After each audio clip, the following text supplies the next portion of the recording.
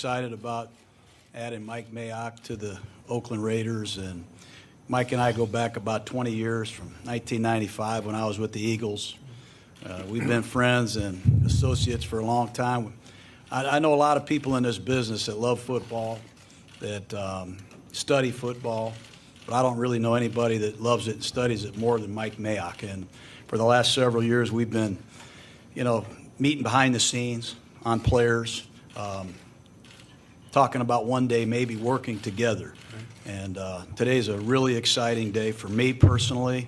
I think our players will be charged by this. I think the ex-players, the future players are going to really be excited about this acquisition as well. But welcome aboard, Mike. Really happy to have you here, man. And our pal, our guy, the new general manager. He's no longer our guy, but he's always our friend here. Mike Mayock, new general manager of the Oakland Raiders. Mike, Rhett Lewis, Daniel Jeremiah here with you, man. We are so happy for you. Congratulations. And Mike, you will be happy to know DJ's already letting the stubble grow a little bit. There's no rules for me now, Mayock. There's no rules for me here anymore. It's all happening, buddy. Let's not make this more difficult than it has to be, all right, guys? Take it easy on me. Hey, Mike, I want to just jump in here. First of all, congratulations from me as well. I'm so excited for you. I know you've had different opportunities and you've talked about it in the past. Why is this job the right job, and why is this the right time for you? You know, DJ, I think a big part of it is a fit. And you and I, how many times have we talked about a fit for a particular player and a team and a scheme, right? I mean, that's all we talk about are fits. When our kids go to high school or college, what do we talk about? We hope it's the right fit for our kids. And the amazing thing is I've known John Gruden for so long. We talk the same language, and it's the right fit. And as I said in the press conference a minute ago, I haven't even had a chance to get through I've got over 300 text messages, but a lot of them are football people, and they're all saying what a great fit. And so I think people understand that John and I have no agenda other than try to make this football team better. Mike, who are you taking with the number 4 overall pick? Look, obviously messing around there, but you got 3 of them this year. Is this like kid in a candy store for a new GM? Well, yeah, a little bit. And some people were asking me, what appeals to you about this job? And I'm like, what doesn't? I love the head coach. They got 3 first-round picks this year, 2 next year. They did a great job in bringing some additional dollars into this coming year's free agency salary cap. So, if you're a personnel guy and you're sitting here going, wait a minute, I got 5 first-round picks and some money to spend in free agency, what isn't good about it? And that's, you take it a step further. I already talked about John Gruden. I mean, Paul Gunther and I go back 20 years as defensive coordinator. Rich Bisaccia and I go back 30 years. I mean, I know most of these guys. That means I'm old. I understand that. But the point is I can walk in this building and we all talk the same language. And I can't tell you how excited I am. I know we're not going to talk about specific players here, Mike, but when we know the same people, we've known each other forever here. And you think about the New England Patriots, think about the Baltimore Ravens, the Philadelphia Eagles. We say that's a Patriot, that's a Raven, that's an Eagle. Yeah. What is a Raider with John Gruden and Mike Mayock? I think he's a big, tough, physical guy with a high football IQ. And the key word for me, DJ, is competes. I don't care what the position is, but I want you to compete. That's what an Oakland Raider is going to be. Mike, obviously you've taken your preparation for your job with us so seriously. You do so much work on every player. How does your preparation change as you get ready for the draft here in your new role? It's a good question, and I think DJ could probably pop in on this also. You're kind of good. When DJ took the job his first year out of drafting, the comment he made to me at the end of the draft process was, wow, I had no idea I was responsible for the whole country. I had no idea I was responsible for every pick in this draft.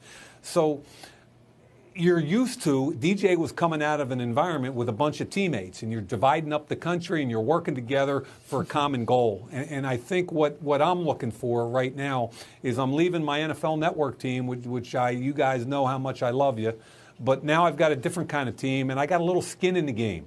And what I've said to all my buddies for years, all the scouts and coaches and GMs, is that if I make a mistake in the draft as an NFL Network person, everybody just kind of laughs and says, Mayock's stupid.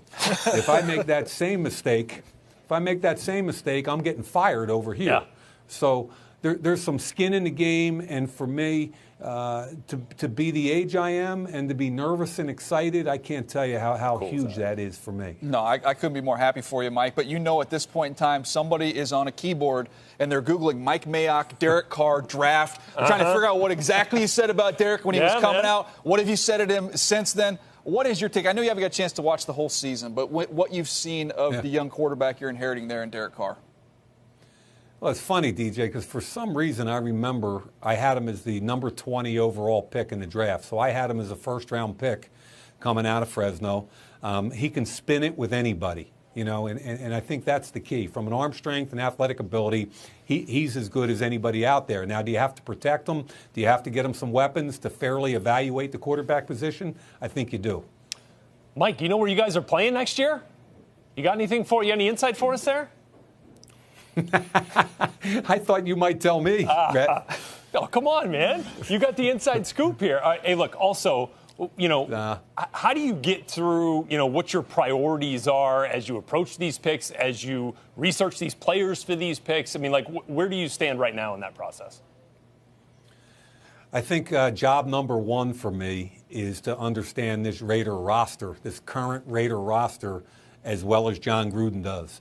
And I've already been through about half the games. I got to get through the rest. I got to go through a player evaluation with every position coach on this team so that I'm on the same page as with the coaches and they're on the same page with our department. And I think my biggest pet peeve when I went around to all 32 teams over the last 15 or 16 years is you could tell right away when the coaching staff and the scouting staff weren't on the same page. And I think the common denominator for teams that do it well every year is they have a common philosophy, they embrace it, they're consistent with it, and that's my goal. That's what I want here with the Oakland Raiders. John Gruden and that relationship coming together, bringing this whole house together and getting after it. A couple more things before you run here, Mike. We're excited for the future, but we are going to look in the past a little bit. Have you seen this video that surfaced going back in time here? I don't have any video. So you can't see any video. This is John Gruden wearing a leather jacket, Arthur Fonzarelli style, and this is you interviewing him at the Combine. This is how long ago is this? This is one of the first 2004. Years. We got Mayock's hair color is at least 6 shades darker than it is now. I mean, is that where phenomenal. It all started for you with John? I'm sorry? Is that where it all kind of started for you with John talking ball and figuring this? It actually goes back even further. I mean, he was a coach with the Philadelphia Eagles in the mid-'90s. So, you know, I've known John and Jay and their family, and there's been a lot of respect. I mean, he's a coach's son. I'm a coach's son. I had 4 brothers that played college football at different levels.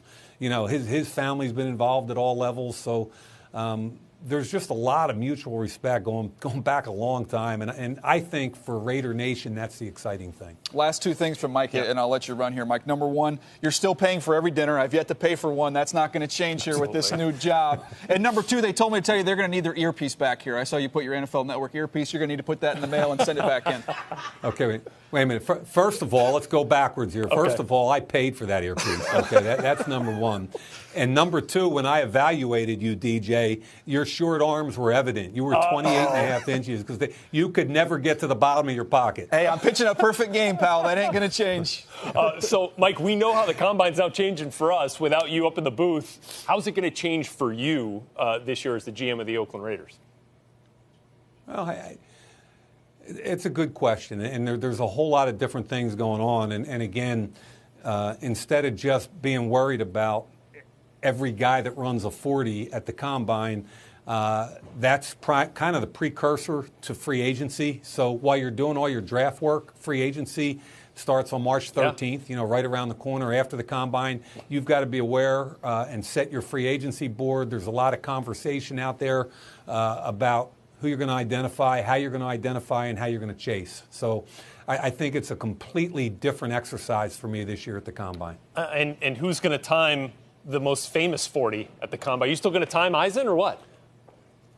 Well, I would think at this point, okay, that I would probably bequeath it to my young friend Daniel Jeremiah. And I'm going to pass. I'm going to pass he on said that. his trigger finger's too slow. I got too quick Eisen's finger here. worried. There's no way Eisen breaks 6 with this finger right here. No way. Mike. I think Rich will trust you, man, and that's a very serious responsibility, DJ. And I bequeath my stopwatch, my brother, to you. Pleasure having you here with us, Thank you, man. Mike. It's been a pleasure having you here with us at NFL Network. We're excited for your new opportunity here. Yeah, let me say one more thing, guys. And I just want to thank the NFL Network, Mark Quinzel, everybody that we work with. I can't tell you what a ride it was for me. You guys made it particularly fun and challenging, and there were just so many great moments at Senior Bowls and Combines. I'll never forget you guys, and thank you for everything. No, our pleasure. Thank you, Mike. Our Charles pleasure, Mike. Davis sends his best, Yeah. by the way. Congratulations.